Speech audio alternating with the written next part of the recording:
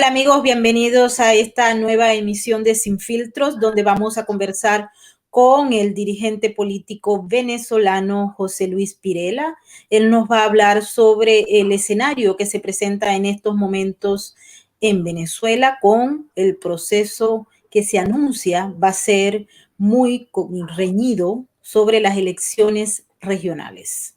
Bienvenido, muchísimas gracias por estar con nosotros.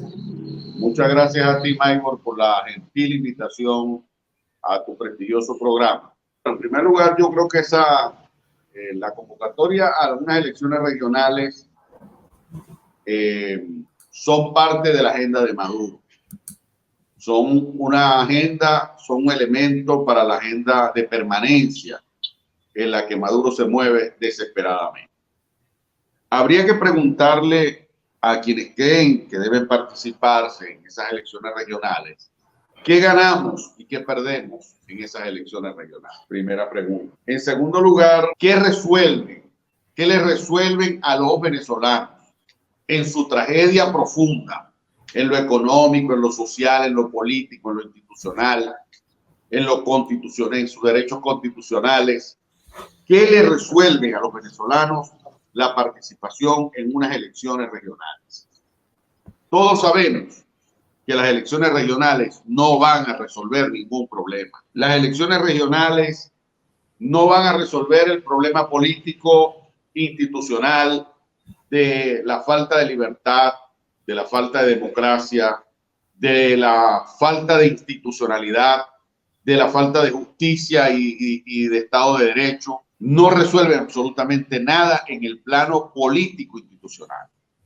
Por otra parte, en el plano económico, ¿qué resuelven en lo económico? Salarios de hambre, sin capacidad adquisitiva, sin poder adquisitivo, profesores titulares de una universidad ganando $4, trabajadores, educadores, maestros, médicos ganando $3 al mes. Eso se resuelve con unas elecciones regionales. La profunda tragedia venezolana se resuelve con unas elecciones regionales. Las elecciones regionales se convierten en algún aliciente para nuestra sufrida diáspora fuera de Venezuela, como para pensar en la posibilidad de regresar al país a reconstruirlo. No, las elecciones regionales en consecuencia no resuelven ni el tema político institucional, ni resuelven el tema económico. Entonces, ¿qué resuelven? Las elecciones regionales son simple y llanamente la agenda de Maduro buscando quemar tiempo para su permanencia, seguir raspando la olla, seguir en su plan junto a las fuerzas ocupacionales de Venezuela, en este caso Rusia, Cuba, Irán, China y los grupos irregulares, que por cierto, Maybor, hay que hacer un paréntesis en el tema de los grupos irregulares. Hoy día, en el marco de la confrontación monstruosa de la violencia, hay un enfrentamiento, hay una confrontación en el seno de la FARC, y Maduro ha tomado partido en esa confrontación, colocando sectores de las Fuerzas Armadas a apoyar el grupo en el que están Santrich e Iván, es decir, los dos jefes de lo que llaman la nueva Marquetalia, que están confrontados con otros grupos internos de la FARC. Entonces, ¿dónde están las señales de Maduro cuando está tomando partido en el conflicto interno de la FARC? Cuando plantea unas regionales engañosas, ¿o es que acaso nos vamos a olvidar de cuáles son los antecedentes de este tipo de elecciones?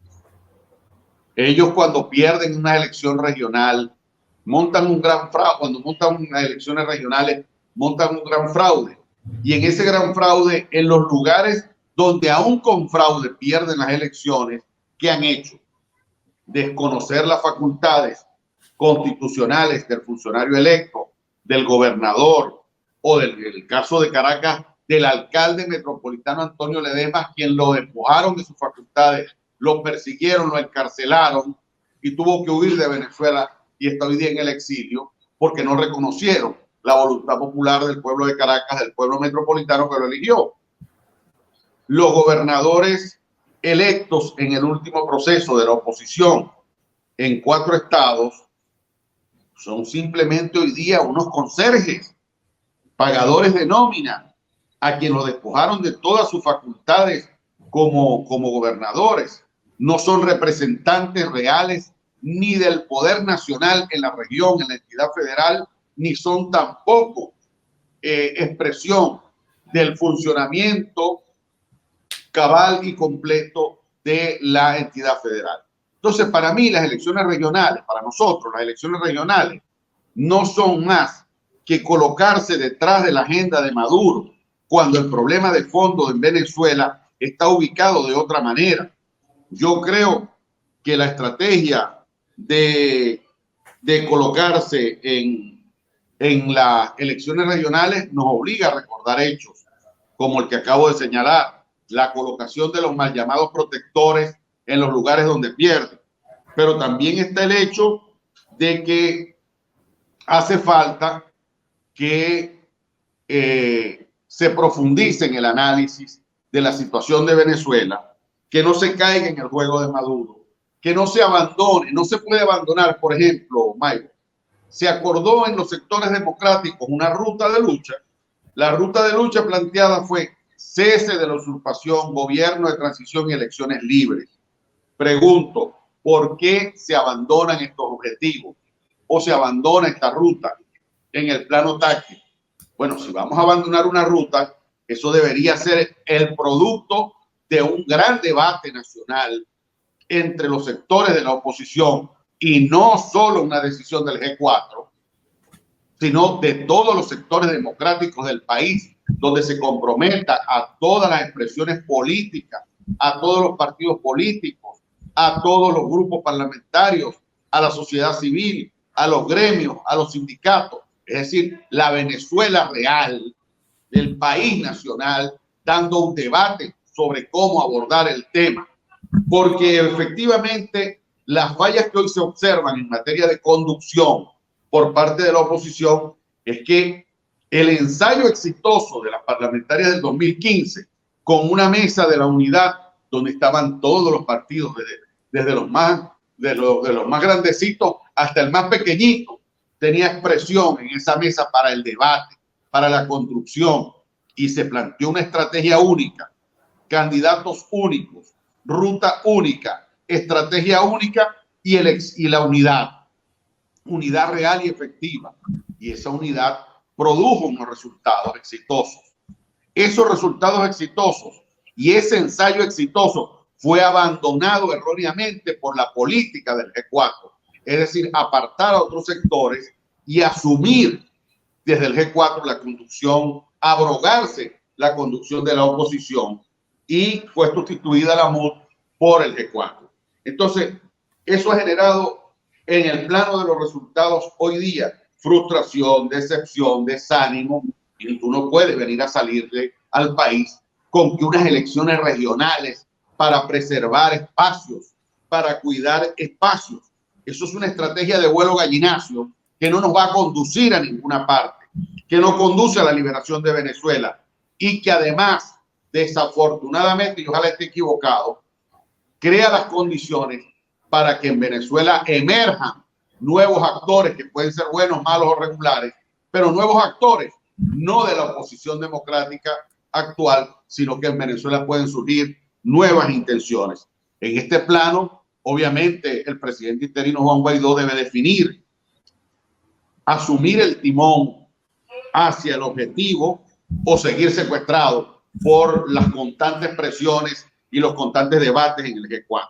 ¿Usted cree realmente que Juan Guaidó está en capacidad de tomar el timón y llevar el país hacia una verdadera transición? ¿O cree que ya ese tiempo pasó y deben surgir nuevos liderazgos? Mira, en política, si tú revisas, si tú haces un balance y el balance te da un resultado negativo y tú eres capaz de plantearte una visión autocrítica de rectificación y te planteas, por ejemplo, la necesidad de reconstruir una opción unitaria, una unidad verdadera y efectiva, donde estemos todos para dar el debate del país de todos, obviamente es posible levantar vuelo, es posible reconstruir una instancia de debate político que sea capaz de desarrollar una estrategia a la altura. Pero si fue posible en el 2015, ¿por qué no es posible ahora? Lo que tiene que haber es voluntad política y no estar cayendo en la agenda de Maduro, que son las elecciones regionales. Yo entiendo que hay compañeros que creen que en la necesidad de acumular alguna fuerza en unas elecciones regionales, pero ¿cuál fuerza vas a acumular si el régimen no te va a reconocer, si el régimen no te va a dejar competir en condiciones de igualdad? No va a haber unas elecciones libres. Vamos a repetir lo ocurrido el 20 de mayo, ver a Henry Falcón a las 10 de la mañana decir que le habían sacado los testigos de las mesas, que había un fraude, que había irregularidades. Bueno, pues eso lo sabía todo el país antes del 20 de mayo. O la parodia del 6D, que fue una elección de yo con yo y de unos sectores unos sectores opositores sedicentes en un contubernio y un acuerdo político con el régimen. Eso no podemos repetirlo. Hay sectores de oposición que andan en pre-campaña ya y no lo dicen abiertamente, pero lo que están haciendo es una pre-campaña. Esos recorridos, caminatas, recorridos, reuniones, son reuniones proselitistas y tenemos que hablarle al país con mucha claridad y con mucha seriedad en torno a esto. Yo creo que eso es un grave error. Yo creo que eso no es colocarse a la altura de la estrategia que corresponde. Yo creo que el reto de Venezuela es otro. Venezuela es hoy día epicentro de un conflicto geopolítico mundial donde actúan la interferencia o la intervención de países extranjeros y de fuerzas ocupacionales irregulares aliadas de un tirano, de un dictador, en el dilema, y ese es el verdadero dilema de Maduro, el plan hegemónico de control de América y el mundo, o arribar a la negociación política y diplomática que está impulsando el presidente Biden junto a sus aliados. Ahora, ¿cuáles son los antecedentes y cuáles son las señales de que en ese dilema Maduro pudiese estar en plan de buscar una solución? Yo no las veo. Yo no las veo porque Maduro tomando parte en el conflicto interno de la FARC, Maduro promoviendo unas regionales engañosas para quemar tiempo, no son otra cosa que una expresión de juego hacia la permanencia. Y creo, y lo digo con mucho respeto, que el gobierno del presidente Biden se va a conseguir con la sorpresa de que Maduro es capaz de decir vamos a las regionales y luego a las presidenciales y no cumplir el acuerdo. Por lo cual, cuando usted habla de una política de Joe Biden para Venezuela, ¿a qué exactamente se está refiriendo? Me estoy refiriendo a que el presidente Biden está haciendo esfuerzos por una política de negociación diplomática con los factores que tienen influencia como aliados del régimen. Estoy hablando no de las fuerzas irregulares, estamos hablando del gobierno ruso, del gobierno chino, del gobierno cubano, en el marco de una negociación geopolítica con la altura que corresponde para que en Venezuela se realicen unas elecciones presidenciales y parlamentarias libres. Es eso lo que ha venido planteando el gobierno de Joe Biden. Pero eso no podría ser porque Joe Biden acaba de llamar a Vladimir Putin asesino sin alma. El gobierno de Rusia llamó a su embajador de Estados Unidos a Moscú. Hay muchísimos problemas diplomáticos, hay reuniones de rusos que están pidiendo una excusa por parte de la Casa Blanca, así es que las relaciones entre los Estados Unidos y Rusia no están en el mejor momento, al igual que el impacto... Perdóname que te interrumpa para que sigamos, no estarán en su mejor momento, pero hasta esa declaración del presidente Biden ha habido emisarios del gobierno norteamericano trabajando en la dirección que te señalé. Ahora, si esa relación si esa relación o ese reclamo público del presidente Biden también debe ser interpretado como un reclamo enérgico, en el sentido de que Rusia está apoyando a un dictador en América y que junto con todas esas fuerzas que te mencioné, además las fuerzas irregulares que también hemos mencionado, entre las que se incluyen las fuerzas islámicas, Hezbollah, etcétera, la FARC, el ELN, y además se incluye la presencia de Irán. Obviamente, creo que es una advertencia categórica la del presidente Biden en torno a no permitir en la consumación de un plan hegemónico donde están todos estos factores y se suma el plan de desestabilización que ha venido desarrollando en América Latina el Foro de Sao Paulo. Si me permite, por favor, el tema de Irán también es interesante. En materia de política exterior, se está regresando al acuerdo con Irán que se había firmado en el año 2015 durante la era Obama. Y en relación a los chinos, hubo un impasse que se dio a conocer a través de los medios de comunicación entre el secretario de Estado Antony Blinken y los enviados del Partido Comunista Chino al encuentro que tuvo lugar en Alaska. Es decir, pareciera que los amigos del régimen de Nicolás Maduro no están en el mejor momento para ser tocados por ninguna diplomacia estadounidense. Vemos con muchísima complejidad que se pueda crear un mecanismo diplomático efectivo en un momento en que las relaciones con esos países no están en el mejor momento.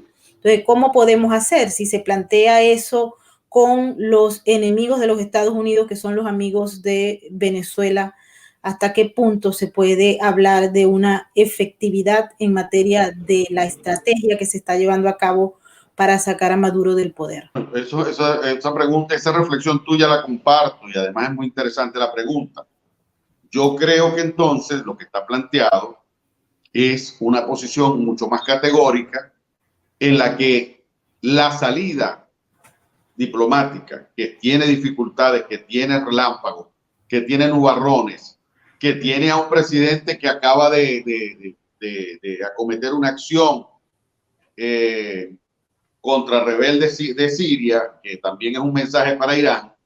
Obviamente esas realidades están presentes, pero ellos desde la diplomacia de la política norteamericana han planteado la posibilidad de un acuerdo geopolítico que conduzca a elecciones parlamentarias y presidenciales libres. Si eso tiene dificultades, muchísimo más razón hay para no participar en unas elecciones regionales que no van a resolver nada en torno a lo político ni a lo económico en Venezuela. Entonces, tendrá entonces que la dirección, la oposición venezolana y sus aliados internacionales o nuestros aliados internacionales que revisar toda la estrategia para impedir, por un lado, el desarrollo de un plan hegemónico del eje Cuba, Rusia, Irán en América y también el desalojo de la dictadura, de la tiranía de Maduro del poder. Tendrán que revisarse las opciones, tendrán que debatirse y deben hacerse en el marco de una unidad efectiva en lo interno con el concurso de los aliados internacionales, en este caso encabezados por el gobierno norteamericano, la Unión Europea y los demás factores que han venido apoyando de distintas maneras y desde distintas perspectivas y estilos la visión que tienen sobre una salida en Venezuela. En relación a la oposición, ¿existe la posibilidad de debatir en estos momentos en la oposición o cada quien que pone o expone cualquier tema que no sea del agrado del grupo que mantiene el poder y el control inmediatamente es ridiculizado o simple y llanamente es atacado por los bots o por los bullies que tienen esos grupos que mantienen el control opositor en Venezuela? Bueno, mira, más allá de campañitas de guerra sucia, de golpes bajos, yo siento que hay ya sectores que están comprometidos, sectores que están ya comprometidos a participar en esas regionales. Yo creo que participar en esas regionales, reitero, es colocarse en la agenda de Maduro. Y creo además que sí está necesitando el país un gran debate de los sectores. Para ello lo que tiene que haber es voluntad política real y que cada quien le hable claro a Venezuela. Quienes creen que esas elecciones regionales aportan algún elemento más allá de la ambición, del ego, de la vanidad, de la estrategia de vuelo gallinazo de ir a buscar la supuesta preservación de espacios, que lo digan y que lo digan claramente al país. Y quienes no creemos estamos obligados a hacer lo mismo, a decirle al país que unas regionales no resuelven nada, que son una pérdida de tiempo, que es colocarse detrás de la agenda de Maduro. Y tú no puedes liberar un país colocándote detrás de la agenda del tirano, del dictador. ¿Cuáles son esos sectores que están ya pues participando y moviéndose para agarrar candidaturas? Bueno, tú los ves en la calle, tú ves candidatos de diferentes partidos políticos. El gusano del electoralismo está tocando a todos los partidos en Venezuela, sin excepción. Todos los partidos tienen ese debate en este instante. Ahora, ¿qué tenemos que exigir los venezolanos como sociedad? Bueno, exigirle a nuestra dirigencia política, y a la que me incluyo, decirle al país lo que estamos pensando. No estarle vendiendo unas elecciones regionales. Algunos lo harán bajo la convicción de que ese puede ser el camino. Yo creo que están equivocados. Otros lo están haciendo porque están haciendo negocios y andan tarifando candidatos y tarifando activismo. Ya estos son colaboracionistas, ya estos son gente que está al servicio del régimen sin quitarse la máscara. Entonces, el momento que vive Venezuela es un momento sumamente particular y sumamente grave como para permitirse el que hayan dobles discursos. Quienes quieren participar deben decírselo al país claramente, porque quienes se monten en el tobogán del electoralismo, de la agenda de regionales, van a terminar impregnados en los hechos y en los hechos de la participación, de las candidaturas, de las campañas. Es decir, no es válido que se anden realizando jornadas de ablandamiento para motivar sectores y decir que es la posibilidad de cuidar un espacio. ¿Cuál espacio si no te lo van a reconocer? ¿Cuál espacio si vas para un fraude? ¿Cuál espacio si la tiranía está concertada con fuerzas internacionales aliadas para desarrollar un plan hegemónico de control en América que no es otra cosa que el control del mundo? Entonces, no estamos situándonos en el problema de fondo. El problema de fondo es que tenemos que salir de esta tiranía, que tenemos que salir de la dictadura de Maduro para abrir el compás a un espacio de transición democrática que restablezca la normalidad política, la normalidad institucional, la normalidad en materia de la seguridad de las personas y los bienes y, por supuesto, como un elemento altamente prioritario, el tema de salarios justos con capacidad adquisitiva que pasan por un proceso de inversión, por un programa de ajuste en materia económica que permitan la recuperación de Venezuela para profundizar entonces los pasos hacia una democracia sólida y hacia elecciones a todos los niveles, donde todo el que quiera competir pueda hacerlo, pero unas elecciones donde el ciudadano vaya a elegir, no donde el ciudadano vaya arriado o donde el ciudadano no participe y luego hagan lo que hicieron el 6D, decirle al participó el 8% y decirle al país que participó el 31%. ¿Quién paga, diputado, las campañas electorales? ¿El crimen organizado en estos momentos? Mira, siempre hay orígenes oscuros en muchas campañas. En todas las campañas, el crimen organizado, el narcotráfico, factores del terrorismo, buscan ubicar piezas y la financian en función de tener influencia en diferentes instancias. Y esa es una práctica perniciosa, oscura y oculta. Utilizan en muchos casos interpuestas personas. Pero si en un municipio pequeño le pueden decir a un candidato, a alguien, te vamos a dar $300,000 para la campaña y te vamos a dar lo tuyo, eso es una práctica perniciosa para tarifar a un candidato en un municipio donde le están garantizando que con su participación le financian la campaña y le resuelven la vida. Entonces, ese tipo de prácticas no viene de gente sana, de gente que tenga la convicción de que las regionales son un camino, sino de gente que está concertada con el submundo del delito y que está concertada con la dictadura, con la tiranía, para montar ese show de unas supuestas elecciones que al realizarse va a ocurrir lo mismo que la vez pasada. Gobernadores electos vayan a juramentarse en la Asamblea Constituyente y no en el Consejo Legislativo, como establece la ley, la Constitución y la ley. ¿Ante quién se van a juramentar ahora esos gobernadores electos? Ante Jorge Rodríguez. Bueno, eso es un desconocimiento a la Asamblea Nacional Legítima electa del 2015 y un reconocimiento al fraude del 6 de diciembre y, por supuesto, es también un reconocimiento al fraude del 20 de mayo de una serie de poderes usurpados que tienen secuestrada y ocupada Venezuela. Bueno, muchísimas gracias de verdad por haber participado en Sin Filtros. Gracias a ti, Maybor, por la invitación, por el espacio. Siempre es un gran placer conversar con una periodista de tu calibre. Bueno, y todos ustedes, muchísimas gracias por haber participado en nuestro super chat.